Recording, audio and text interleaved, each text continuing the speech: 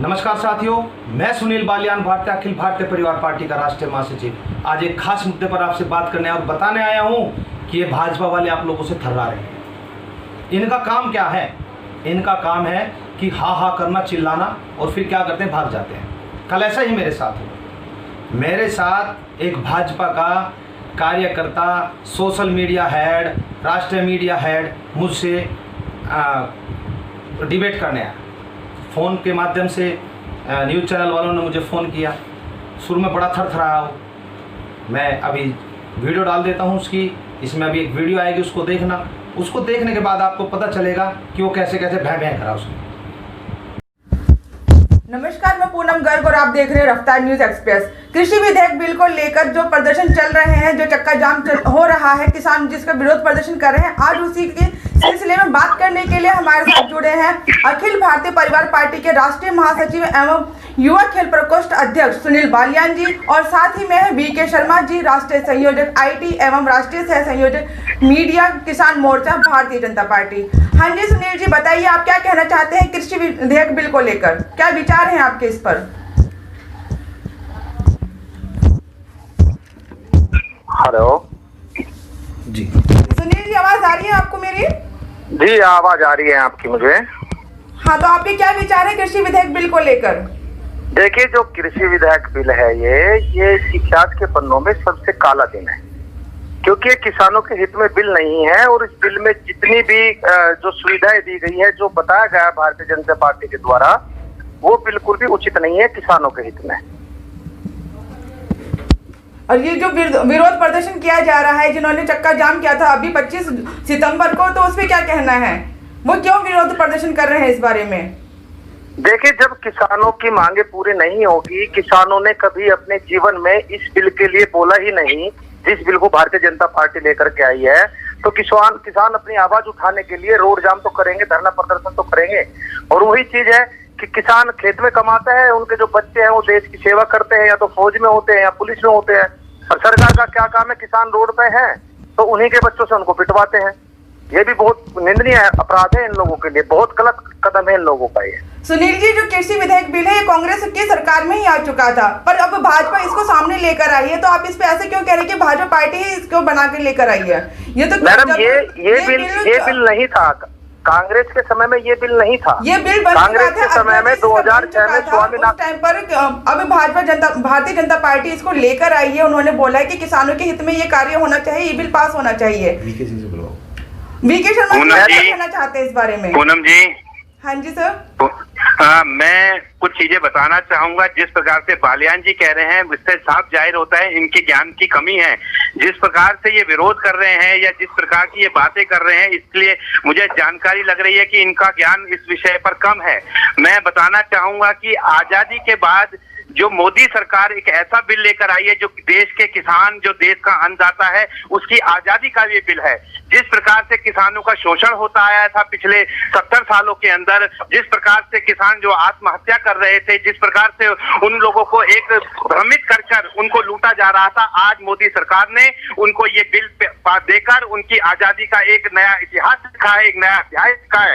ये कैसे कह सकते हैं कि ये किसानों के विरोध का बिल है? आज किसानों को आजादी मिल रही है कि वो अपने माल को मंडियों के अलावा खुले बाजार में बेच सके, जहां उनको उचित मूल्य मिलता है। और सरकार साथ साथ ये कहती है कि MSP जो है, जो न्यूनतम समर्थन मूल्य है, वो भी बरकरार रखा जा रहा है, और साथ साथ जो मंडी व्यवस्था है वो भी बरकरार रहेगी। तो किसान को एक विकल्प दिया जा रहा है, किसान को ये सोचने का मौका दिया जा रहा है कि उसके माल की लागत जो है, उसके उपज की जो लागत है, उसको कहाँ बाजार में अच्छी मिलेगी। पहले क्या था? पहले केवल किसान मंडियों के भरोसे बैठा रहता था, जहां वो 20 क्विंटल, अगर मैं एक उदाहरण दूंगा, जहां वो 20 क्विंटल माल लेकर जाता था तो एजेंट आके कहता था ये तो 18 क्विंटल निकला है। वो किसान कहता था, बाबूजी मैं तो 20 क्विंटल लेके आया, क्या मैं झूठ बोल रहा हूँ? तेरा माल खा गया क्या मैं? इस तरह किसानों को बरगलाया जाता था, और फिर उसके माल 18 क्विंटल के नाम तोलकर 2 क्विंटल वहां खाया जाता था। साथ साथ उन पे जो शुल्क, कमीशन, जो दलाल थे, वो उनसे वसूली करते थे। इस प्रकार से किसान को 20 क्विंटल का जो दाम माल था उसका 15 क्विंटल का माल उसको मिलता था। किसान मजबूर था, लाचार था। लेकिन आज इस नए बिल में के आने के बाद मोदी सरकार ने जो बिल लेकर आई है, आज किसानों को आजादी मिल चुकी है कि आप अपने माल को खुले बाजार में बेचें जहां उसको अच्छी कीमतें मिल रही हैं। और साथ साथ ये भी कहा जा रहा है कि एमएसपी को नहीं हटाया जाएगा, एमएसपी बरकरार रहेगी। तो किसान, और अभी पीछे 2-3 दिन पहले ही मोदी सरकार ने एमएसपी में डेढ़ गुना इजाफा किया है। तो कैसे कह सकते हैं मोदी सरकार जो किसान विरोधी सरकार है। मोदी सरकार जो है वो केवल किसान और अन्नदाता की हितैषी सरकार है, और उसी धारणा को ध्यान में रखते किसानों की आजादी के लिए बिल लेके आया गया है। सुनील जी क्या कहना चाहते हैं आप इस बारे में कि पूनम जी, मैं आपके माध्यम से भाई साहब, मैं आपके माध्यम से इन भाई साहब को एक बात कहना चाहता हूं कि अगर ये ज्ञान की बात करते हैं, देखे मैं भी एक किसान का पुत्र और ये जानता हूं कि किसानों के साथ क्या क्या होता है, क्या क्या अत्याचार होते हैं। रही बात इन्होंने जो एमएसपी की बात कर रहे हैं, एमएसपी कोई भी लीगल कानून नहीं है, क्योंकि आज भी देश के अंदर जितनी भी लोगों की फसल खरीदी जा रही है वो फसल एमएसपी पे कुल 6 से 10% व्यक्तियों की खरीदी जा रही है।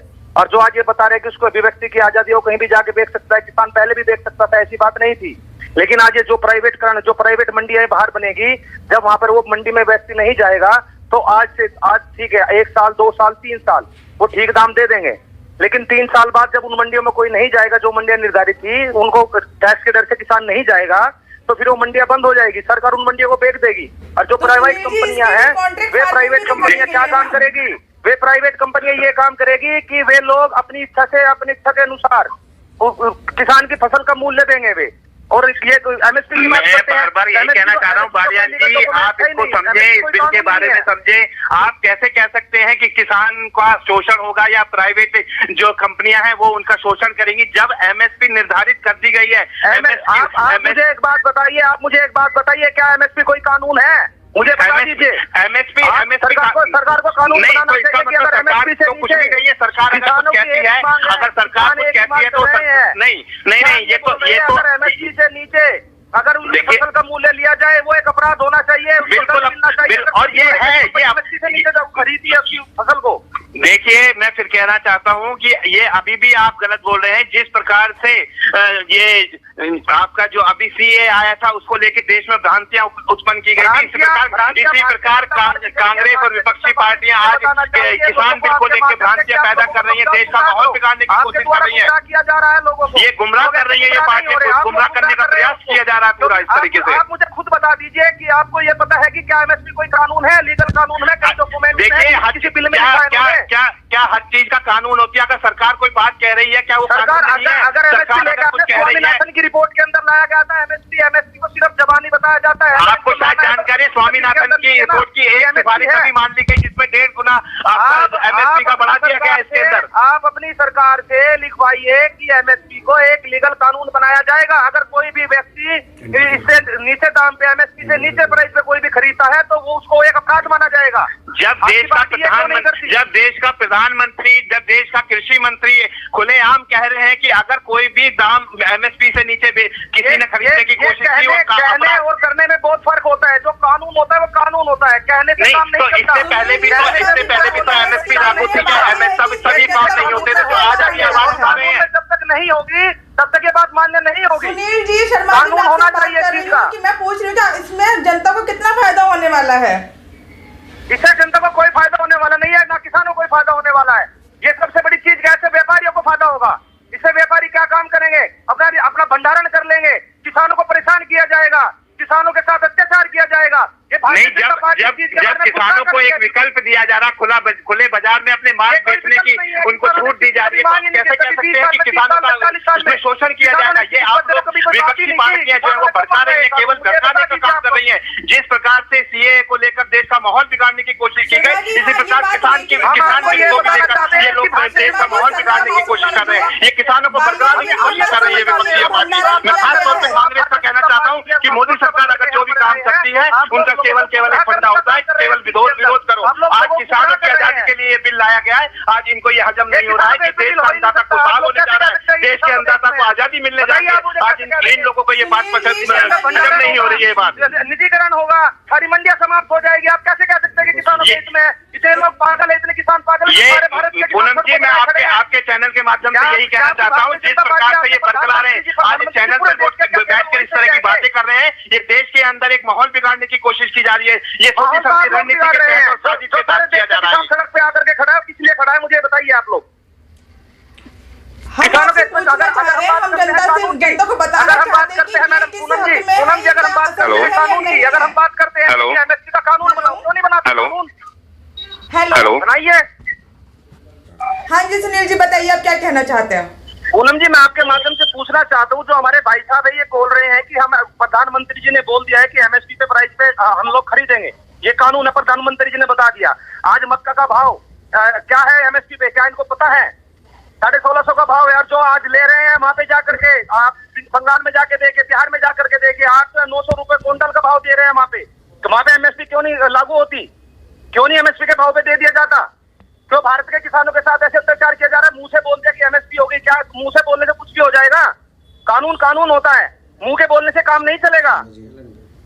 शर्मा जी आप लाइन पर हैं? लगता है शर्मा जी डिस्कनेक्ट हो गया और जुड़ रही है। शर्मा जी शायद हो सकता है डिस्कनेक्ट हो चुका है उनका कॉल, हम दोबारा लाइन पर लेते हैं। नमस्कार। कोविड-19 अनलॉक की प्रक्रिया अब पूरे देश में शुरू हो गई है। ऐसे में अपने घरों से बाहर तभी निकलें जब बहुत आवश्यक हो। फेस कवर या मास्क पहनते समय ध्यान रहे कि मुंह और नाक अच्छी तरह से ढके रहें। सार्वजनिक स्थानों पर कम से कम 2 गज की दूरी रखें। हाथ और सांस संबंधी स्वच्छता का पालन करें। याद रखें, छोटी सी लापरवाही भी भारी पड़ सकती है। खांसी, बुखार या सांस लेने में कठिनाई होने पर तुरंत राज्य हेल्पलाइन या राष्ट्रीय हेल्पलाइन नंबर 1075 पर संपर्क करें। भारत सरकार द्वारा जनहित में आप जिस व्यक्ति को कॉल कर रहे हैं वह उत्तर नहीं दे। शायद नेटवर्क प्रॉब्लम की वजह से उनका कॉल नहीं लग पा रहा है। तो जुड़ रही है। ठीक है, आप जुड़े रहिए रफ्तार न्यूज एक्सप्रेस के साथ।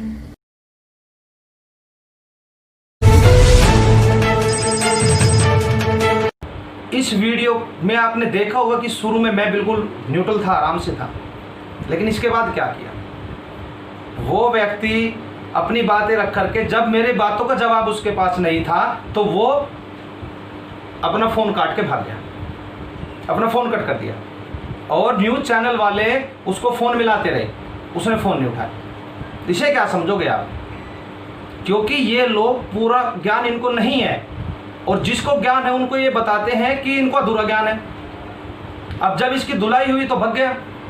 अब इनके पास कोई विकल्प नहीं है, इनको तो बस मोदी मोदी मोदी फलाना ढिकड़ा ये चिल्लाते हैं बस। किसानों के हित में बिल है, उसके हित में बिल है।